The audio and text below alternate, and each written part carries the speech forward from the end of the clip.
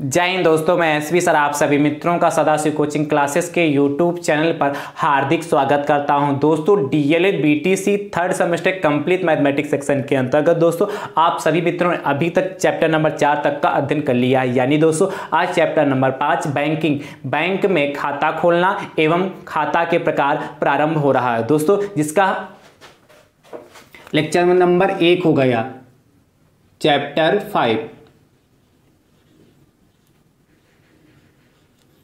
Chapter 5 और lecture number दोस्तों कौन सा? पहला। वैसे दोस्तों इसको लेक्चर नंबर दें या ना दें कोई इफेक्ट नहीं पड़ेगा, क्योंकि दोस्तों ये इसी लेक्चर में समाप्त भी हो जाएगा। चलिए लिख दे रहा हूं चैप्टर 5 पहले ही लेक्चर में समाप्त। चैप्टर का नाम क्या है? बैंकिंग। बैंकिंग बैंकिंग ब्रैकेट में बैंक में खाता खोलना, खाता खोलना एवं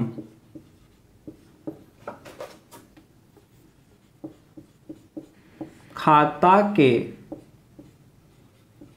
प्रकार।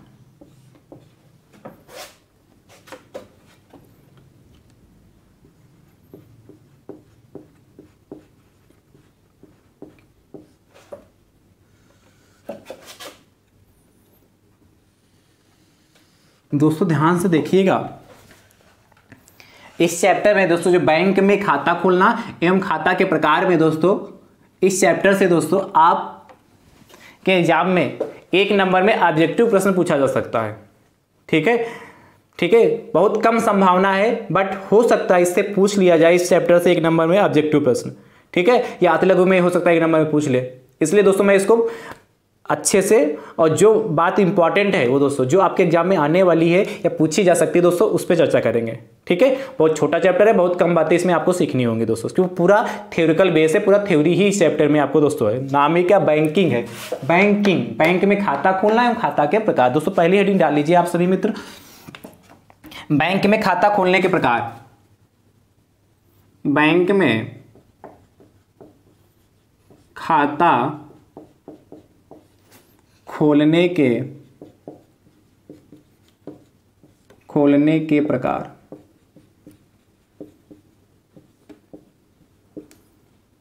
इसको सिखाने से पहले दोस्तों ध्यान से सुनिएगा, डीएलएड थर्ड सेमेस्टर मैथ्स का जितना भी सिलेबस आप सभी मित्रों को अभी तक मैंने प्रोवाइड कराया है, यदि आप चाहते हैं, अभी तक आपने पूरा सिलेबस नहीं देखा है और आप चाह रहे हैं कि पूरा सिलेबस सीरियल से यानी कि चैप्टर वाइज देख पाएं, तो दोस्तों उसके लिए मैंने प्लेलिस्ट बनाई जिसका नाम है डीएलएड थर्ड सेमेस्टर मैथ्स 2023। जैसे दोस्तों आप उस प्लेलिस्ट पे क्लिक करेंगे, सारे वीडियोज चैप्टर वाइज आपको सीरियल से देखने के लिए मिल जाएंगे।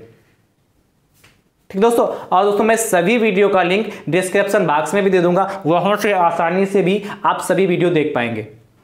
दोस्तों यदि आप हमारे YouTube चैनल पर नए हैं तो आप हमारे YouTube चैनल को दोस्तों सब्सक्राइब जरूर करिए, बेल आइकन को जरूर प्रेस करिए, जिससे आगामी वीडियो का नोटिफिकेशन आप सभी भाई बंधुओं को सबसे पहले मिल सके। दोस्तों नोटिफिकेशन प्राप्त करने का एक दूसरा भी तरीका है, आप हमारे टेलीग्राम चैनल से जुड़ जाइए, जिसका लिंक मैं आपको डिस्क्रिप्शन बॉक्स में दे दूंगा, वहां से भी आप सभी मित्रों को सबसे पहले नोटिफिकेशन प्राप्त हो जाएगी। ठीक दोस्तों, चलिए अब आपको जो हमने हेडिंग डाली इसके बारे में बताते हैं क्या कह रहा है। बैंक में खाता खोलने के प्रकार। बैंक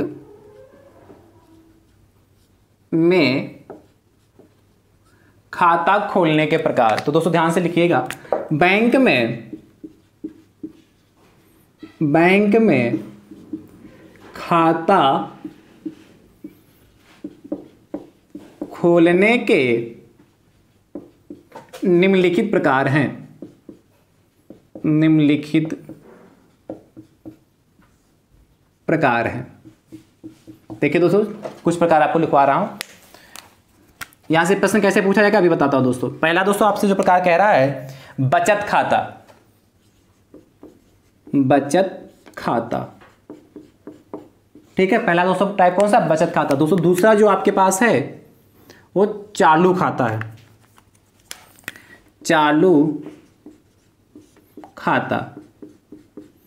तीसरा जो खाता खोलने का दोस्तों प्रकार है सावधि जमा खाता, सावधि जमा खाता,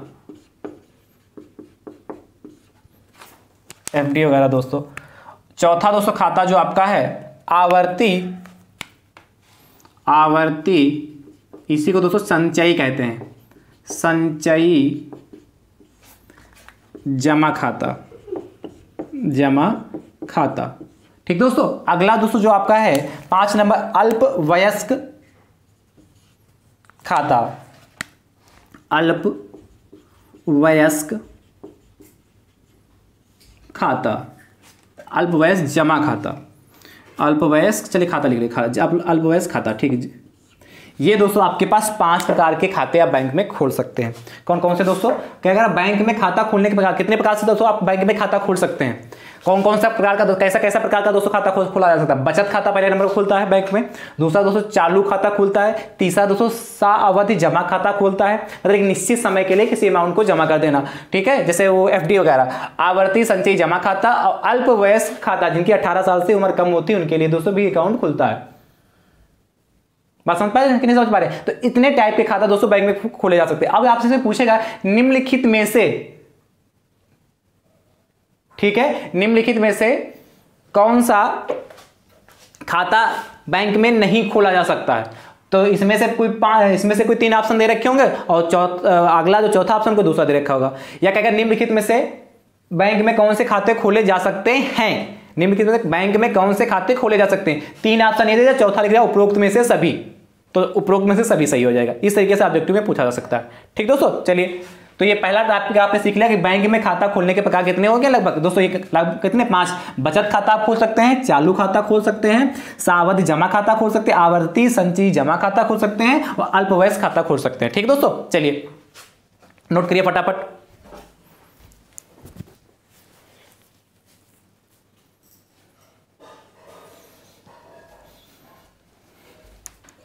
ठीक दोस्तों, तो मुझे उम्मीद है आपने अच्छे से नोट कर लिया होगा।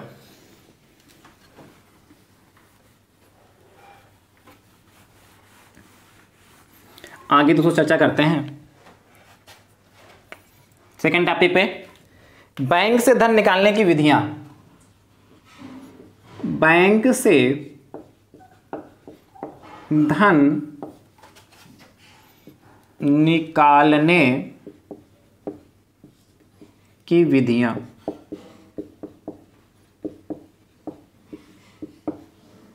बैंक से धन निकालने की विधियां।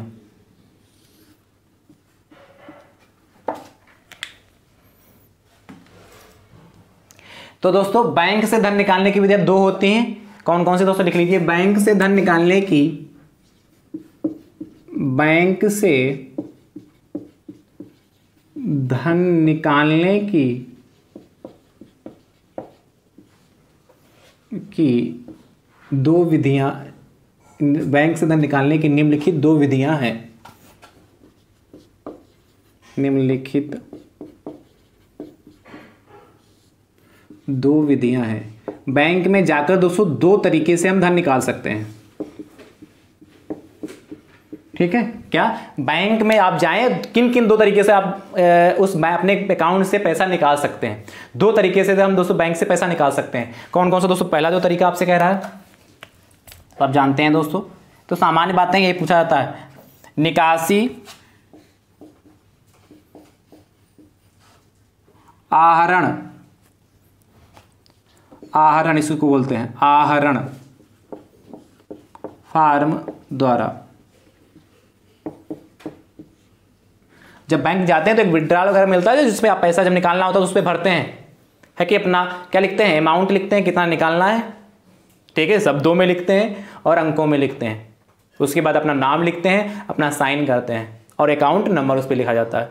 वही तो होता है फॉर्म, उसको बोलते हैं निकासी फार्म द्वारा, निकासी फार्म बोलते हैं, या उसको शुद्ध हिंदी आहरण फार्म, मतलब पैसे को हमें निकालना, आहरण लेना है, ठीक दोस्तों। दूसरा जो हमारा टाइप होता है दोस्तों उसको बोलते हैं चेक द्वारा। चेक द्वारा भी दोस्तों हम निकाल सकते हैं, चेक द्वारा, दो तरीके से दोस्तों बैंक में जाकर हम पैसा निकाल सकते हैं। एक तो आहरण निकासी फॉर्म जो मिलता है उसके द्वारा निकाल सकते हैं, दूसरा चेक द्वारा। चेक आपके पास बैंक के द्वारा आपको चेक दी जाती है, उस चेक में आप अमाउंट भर के बैंक में सबमिट कर दीजिए, आपका अमाउंट दे दिया जाएगा। तो दो तरीके से हम किसी भी बैंक से अपना पैसा निकाल सकते हैं, रुपया ले सकते हैं दोस्तों। ठीक दोस्तों, ठीक है। यहां से भी ऐसे पूछा जाएगा निम्नलिखित में से हम पैसा निकाल सकते हैं, निम्नलिखित में से बैंक से पैसा निकाल सकते हैं। पहला ऑप्शन दे दिया निकासी फॉर्म द्वारा, दूसरा ऑप्शन दे दिया चेक द्वारा, तीसरा ऑप्शन दे दिया इनमें से दोनों, और चौथा ऑप्शन दे दिया इनमें से कोई नहीं। तो आप इनमें से दोनों पे टिक कर देंगे। ठीक दोस्तों, यहां से पूछा जा सकता है, या आपसे पूछता है बैंक में धन निकालने की निम्नलिखित विधियां हैं। निम्नलिखित कितनी विधियां हैं? बैंक से धन निकालने की निम्नलिखित कितनी विधियां? पहला ऑप्शन 1, दूसरा ऑप्शन 2, तीसरा ऑप्शन 3, चौथा ऑप्शन 4। तो किस पे टिक करेंगे? दूसरे वाले पे, एक नंबर फिक्स हो जाएगा। ठीक है दोस्तों, चलिए अगला देखते हैं। इसको बराबर करें, नोट तो कर ही लिया होगा।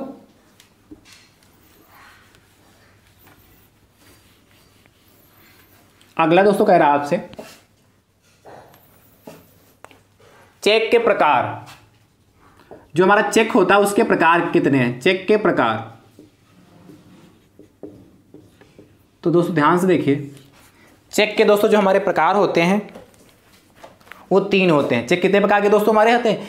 3 प्रकार के चेक होते हैं। लिख लीजिए दोस्तों, ये भी ऑब्जेक्टिव में पूछा जा सकता है। चेक निम्नलिखित तीन प्रकार के होते हैं। 3 प्रकार के होते हैं। चेक कितने प्रकार के दोस्तों? 3 प्रकार के होते हैं। ठीक है, लिख लेते हैं। पहला दोस्तों जो आपका चेक मिलता है उसको दोस्तों हम बोलते हैं वाहक चेक। वाहक चेक, या दोस्तों उसको बोलते हैं धारक चेक, या दोस्तों उसको क्या बोलते हैं? धारक चेक। और इसी को दोस्तों बोलते हैं बियरर चेक। 3 नाम से दोस्तों उसको बोला जाता है। पहला दोस्तों कौन सा है? मतलब पहला जो चेक का प्रकार है वाहक चेक कहते हैं, या धारक चेक कहते हैं, या वियरर चेक कहते हैं दोस्तों। ठीक है, पहला प्रकार क्लियर होगा। पहला कौन सा दोस्तों? वाहक चेक कहलाएगा, या धारक चेक कहलाएगा, या वियरर चेक कहलाएगा। ठीक दोस्तों, दूसरा टाइप देखते हैं दोस्तों। दूसरा टाइप दोस्तों जो है आदेशित चेक। आदेशित चेक, इसी के दोस्तों बोलते हैं आर्डर चेक। आदेशित मतलब क्या? आर्डर ही तो होता है, आर्डर चेक। ठीक दोस्तों, अगला दोस्तों ध्यान से देखते हैं। तीसरा दोस्तों जो आपका है रेखांकित चेक। रेखांकित चेक, इसी को दोस्तों बोलते हैं क्रॉस चेक। क्रॉस चेक, आपने ये चेक को देखा हो ध्यान से, तो चेक पे ऐसे दो लाइनें बनी होती हैं, उसको दोस्तों क्या बोलते हैं? रेखांकित चेक या क्रॉस चेक बोलते हैं। राइट, क्लियर हो गई इतनी बात दोस्तों? तो दोस्तों हमारे चेक कितने प्रकार के होते हैं? 3 प्रकार के। कौन कौन से दोस्तों होते हैं दोस्तों? पहला वाहक चेक। वाहक चेक को ही दोस्तों कहते हैं हम धारक चेक कहते हैं, या वियरर चेक कहते हैं। ठीक दोस्तों, चेक लिखा दोस्तों, चेक लिखा जाता है, चेक पढ़ते हैं। इसको क्या सेकंड है? आदेशित चेक या आर्डर चेक। सेकंड कौन सा दोस्तों? आदेशित चेक, इसी को दोस्तों क्या कहते हैं? ऑर्डर चेक कहते हैं। और तीसरा क्या है दोस्तों? रेखांकित चेक। चेक पे 2 लाइनें खींची होती हैं, उसे रेखांकित चेक या दोस्तों क्या कहते हैं? उसको क्रॉस चेक कहते हैं। ठीक है, इसको फटाफट नोट कर लीजिए।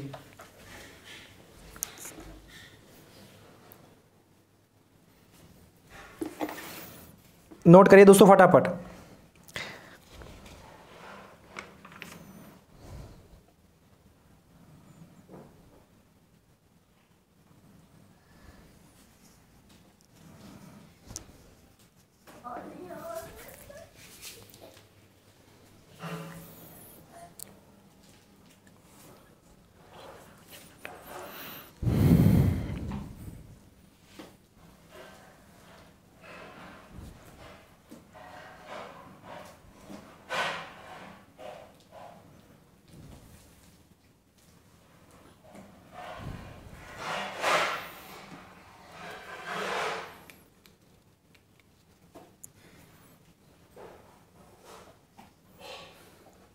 ठीक दोस्तों, लिख लिया।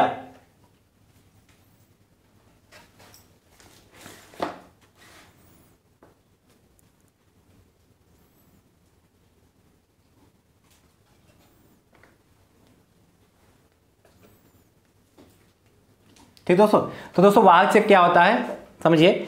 यह चेक दोस्तों, वाहक चेक जो हमारा होता है, इस चेक पर जिसके नाम की चेक की गई होगी, काटी गई होगी, वह स्वयं प्राप्त कर सकता है। जिस नाम से यह चेक काटी, वाहक चेक मतलब जिसके नाम से चेक काटी गई वह तो स्वयं प्राप्त कर सकता है, या दोस्तों वह चेक लेकर बैंक में जाए और वह जो दूसरा वाहक होगा वो अपने बैंक अकाउंट में प्राप्त कर सकता है। ठीक दोस्तों, क्या या तो वह जिसके नाम की चेक काटी गई है वह स्वयं प्राप्त कर सकता है, या दोस्तों दूसरा यदि लेके जाता है तो वह अपने बैंक अकाउंट में इसको प्राप्त कर सकता है। ठीक दोस्तों, आदेशित चेक क्या होता है, जिसके नाम की चेक काटी जाती है वह स्वयं इसको क्या करता है, अपने अकाउंट में ले सकता है या प्राप्त कर सकता है। ठीक, जिसके नाम की चेक काटी जाती है, आर्डर लिखा था आदेशित आर्डर चेक, वह स्वयं अपने आप प्राप्त कर सकता है। और रेखांकित चेक हमने पहले ही आपको बता दिया, क्रॉस चेक, रेखांकित मतलब चेक पे दो समांतर लाइनें खींची हुई होती है, तो वह चेक दोस्तों हमारा क्या कहलाता है, रेखांकित चेक या क्रॉस चेक कहलाता है। क्लियर होगा दोस्तों, चलिए फटाफट नोट करिए।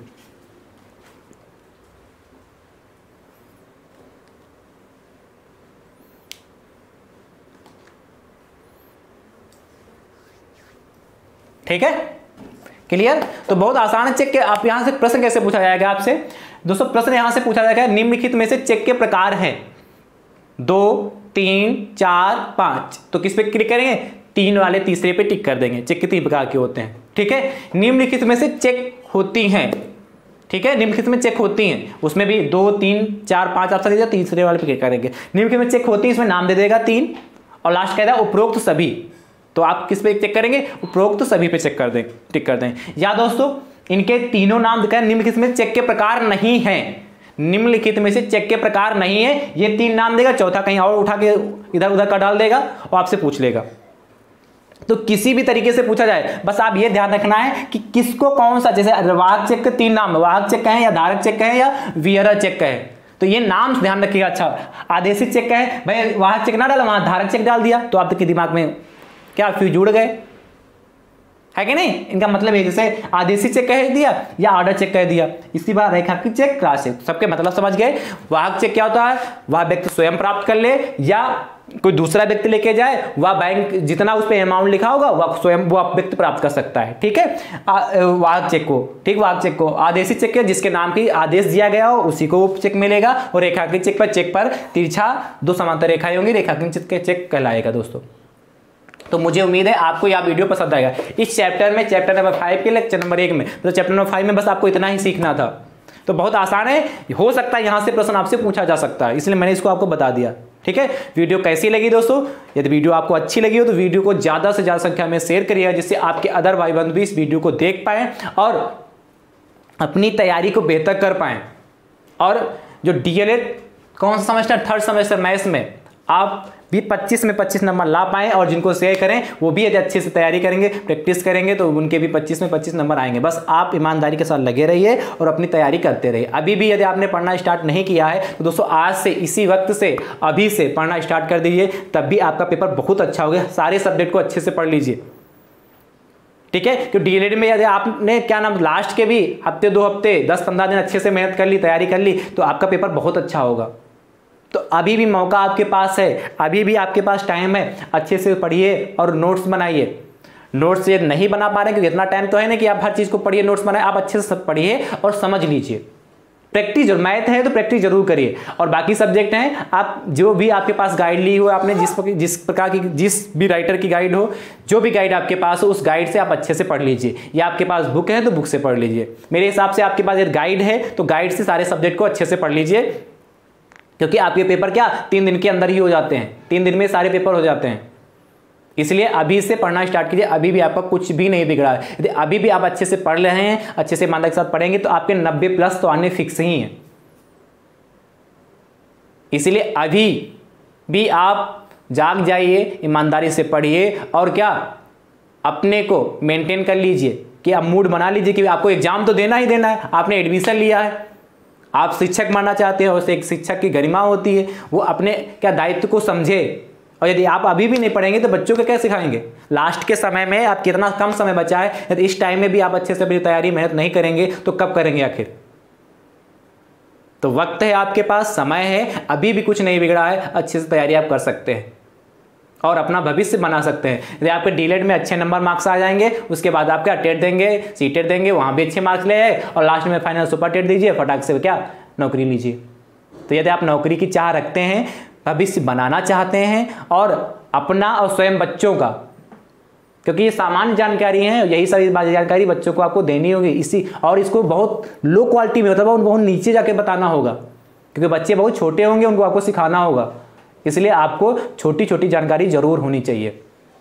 और ये कब होगी? जब आप ईमानदारी के साथ, मेहनत के साथ प्रैक्टिस करेंगे, हर बात को समझने का प्रयास करेंगे, हल्के में नहीं लेंगे। ये मत सोचिए कि अरे इसमें क्या है, ये तो हमको सब कुछ आता है, सर क्या पढ़ा रहे हैं, तो हमने सब बीएससी में, एमएससी में खूब अच्छे से पढ़ा है। कुछ लोग बीएससी एमएससी भी किए होंगे, बीएससी तो सब लोग लगभग बीएससी बीए किसी भी स्ट्रीम से आएंगे, मैथ से होंगे, काफ़ी लोग मैथ से होंगे, तो उनको लगता है ये सब क्या सर पढ़ा रहे हैं, ये तो सब हमें आता है। आता है, लेकिन बात ये है आपको बारीकी से उसके अंदर का मुख्य बात, जो मेन बात जहाँ से स्टार्टिंग, वो पता होनी चाहिए। आता तो आपको बहुत कुछ है, बट डीएलएड में कितना लिखना है, कैसे लिखना है, किस प्रश्न का कितना जवाब देना है, हमें कितना नंबर मिलेंगे, क्योंकि टाइम कम होता है, 1 घंटे में आपको क्वेश्चन करने होते हैं। तो यदि वो तभी वो सोचने का इतना समय नहीं होता कि वहाँ सोचे अच्छा ये ऐसे ये ऐसे ये ऐसे, यदि आप ऐसे सोचेंगे तो इतना टाइम वहाँ नहीं होता। आपके पास इतना टाइम होता है कि हाँ आप क्वेश्चन देखिए, समझ लीजिए, उसके बाद आप लगाना स्टार्ट कर दीजिए। लगाए 2 मिनट बैठ के, अच्छा इसके बाद ये स्टेप, फिर लगाया, फिर 2 मिनट बैठ गए, उसके बाद ये स्टेप। तो ऐसे एक क्वेश्चन में आपने 10-5 मिनट लगा दिए, तो कैसे 10 मिनट लगा दिए क्वेश्चन में, मान लेते हैं अगले का क्वेश्चन, उसमें 10 मिनट उसी में लगा दिए, तो 1 घंटे के पेपर में कैसे 18 प्रश्न करेंगे, है कि नहीं? इसलिए मैं बार बार इसलिए वर्ड बोलता हूं, प्रैक्टिस।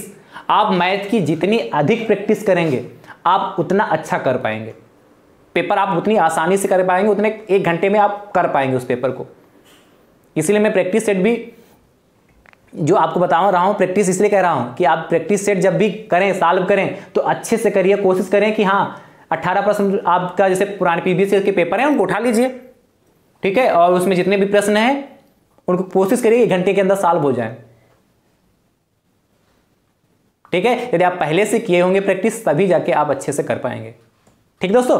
तो दोस्तों आज ये चैप्टर नंबर 5 आपका फुली कंप्लीट होता है, जिसमें जितना पूछा जाना था मैंने दोस्तों आपको करा दिया, ठीक है।